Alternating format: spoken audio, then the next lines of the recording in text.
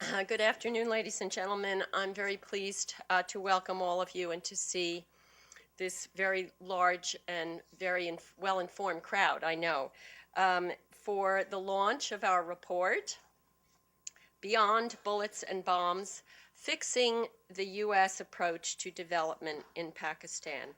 I'm very pleased to say we've already had tremendous interest on the part of the press in this report with good stories from AP, Reuters, CNN already this morning, and I want to welcome, and Pakistani media as well, and welcome other friends from the press here.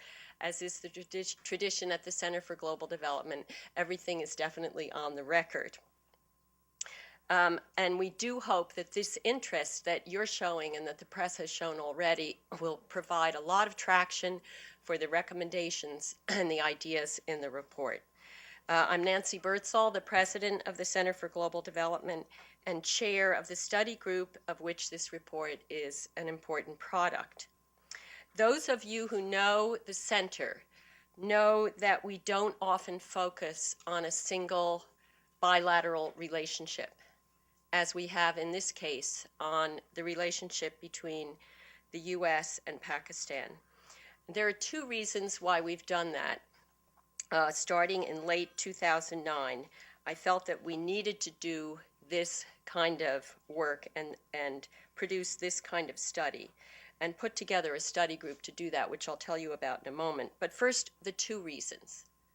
The first is that Pakistan's long-term prosperity, which is just another way of saying Pakistan's development, matters hugely for Americans, obviously, and indeed for the rest of the world. And the world needs the United States to get it right in Pakistan, to use its leadership in international affairs as effectively as possible there.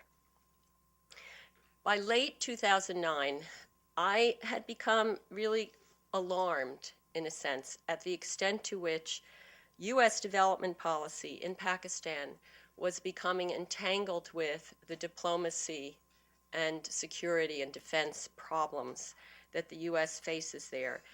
You could say eclipsed by these other problems. And we took a look at probably up to a dozen reports of very distinguished think tanks and other groups on Pakistan and on Afghanistan and Pakistan at that time. And what was worrying is that each, and this was the foreign policy establishment in the US and in Washington, each had a page or two saying, yes, the US should do development in Pakistan as part of its overall approach. But actually what to do and how to do it and what that meant was not much elaborated. And to a large extent, the focus was on development as aid, as though that was all there was to it. So that was the first reason. Second reason, our larger concern at the center over the last several years, even before the election of President Obama, with the increasing integration of development and diplomacy in the way that the U.S. government organizes itself, or in some cases, fails to organize itself. This was despite the promise of President Obama at the United Nations about the importance of development as a foreign policy, one of three foreign policy tools, along with diplomacy and defense, and despite the promise of Secretary Clinton, who spoke here at CGD in early 2010, that development would be an equal partner with diplomacy and defense in the approach that the U.S. took. Pakistan seemed to be already, and this was before Osama bin Laden, before Raymond Davis, Pakistan in late 2009 already seemed to be a case study in rhetoric not quite matching reality. So we put together a study group, experts on security and development. Andrew Wilder is here, for example, today was on the study group. Several Pakistanis that you'll hear from in one of the panels that's coming. Economists who know about macroeconomic issues, about growth, about social sector problems. People who have experience in the multilateral world, and former U.S. government officials from Treasury, from State, OPIC, former ambassador. Some of those study group members are here, and I want to acknowledge them very quickly. Andrew Wilder, I mentioned Alan Gelb of the Center for Global Development, Shuja Nawaz and Moeed Yusuf, whom you'll hear from in the first panel, Rob Mossbacher and Masood Ahmed, whom you'll hear from in the second panel. I'd also like to acknowledge Dane Stangler of the Kauffman Foundation, who is here and provided the support for our trip to Pakistan, where we ground-truthed some of the ideas we had prior to the trip and had them indeed reinforced.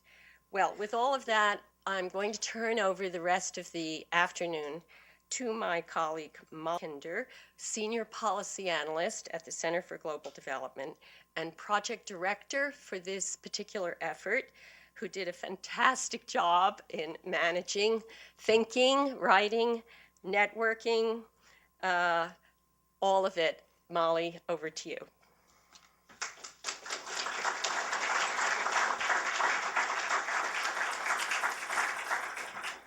Thanks so much, Nancy. In our report, we tackled three very big questions. The first is, why is an effective development program in the U.S. national security interest? The second is, how to fix what has been going wrong? And the third is, what would an effective development approach actually look like in Pakistan? It's clear to us that after 2 years, the new U.S. development approach in Pakistan is not yet on course. The integrated Afghanistan-Pakistan construct has really muddled the development mission and blurred lines of authority and accountability. The integration of the development program with the diplomacy and defense programs have left the development program without a clear focus mandate. There's a great deal of confusion about what the U.S. is trying to achieve, and in fact, what has even been done so far. And finally, there's little serious attention been paid to what we think are arguably the most powerful tools in the U.S. toolbox, which is our trade and investment policy to unleash the power of the Pakistan private sector. We feel that it's not too late. We think that there's new leadership changes on the U.S. side. Some very important processes have been put in place to get things better.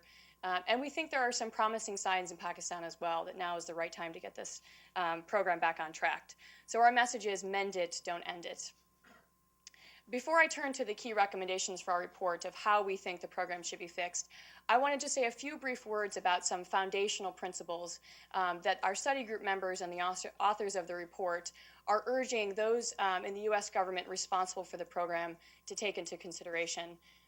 The first is humility. Even though $1.5 billion a year in development aid to Pakistan might seem like a lot of money here in Washington and up in Capitol Hill, in Pakistan, that's a small amount of money compared to what the Pakistan budget is, and it's not even the largest donor program.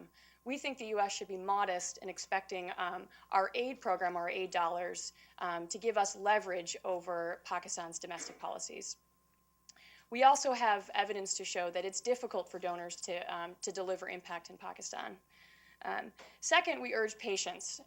It's not a secret to anyone in this room that the U.S.-Pakistan relationship has a lot of bumps on the roads.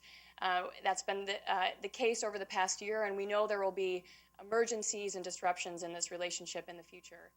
If we're very serious about development and long-term stability in Pakistan, it is imperative that the U.S. development program is able to sustain itself through this difficult, bumpy road. So what we urge is patience and a long-term focus. And finally, we recognize that there are risks to everything, including in development. But what is spent every year now in development assistance to Pakistan is what's spent in about 5.5 days in our efforts in Afghanistan. So yes, there are risks, but we think that the potential rewards are worth the small cost. In the report, we lay out 5 key recommendations for how to get the U.S. program back on track. Our first is to clarify the mission. We feel strongly that the U.S. Development program in Pakistan should be kept separate from the Afghanistan program and from the Pakistan security program. Second, we're urging the U.S. government to name one leader, pick one person who is responsible for the U.S. development program, both here in Washington and in Islamabad. Third, we say what you're doing.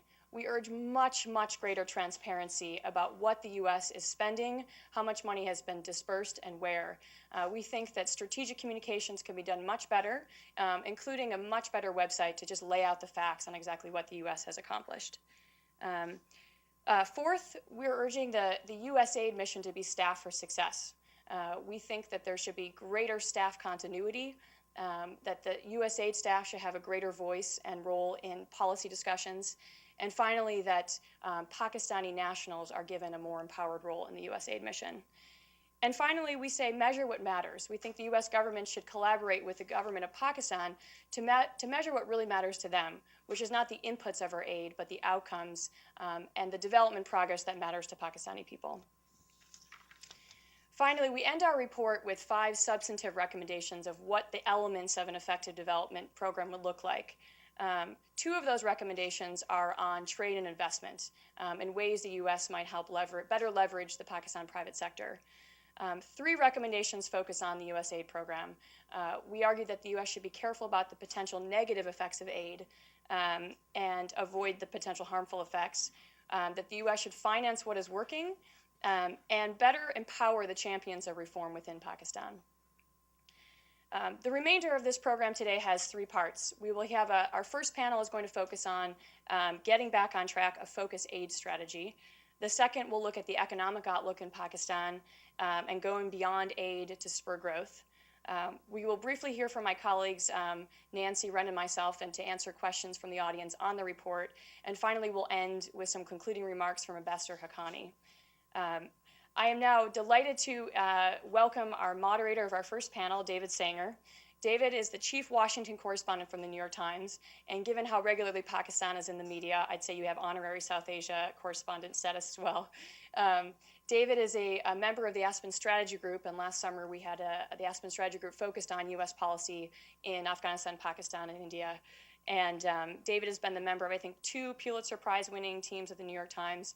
And I'm pleased to say he's a professor of one of my favorite courses at the Kennedy School, U.S. Foreign Policy. So I'm delighted to welcome David to moderate, and I welcome the panelists for the first discussion.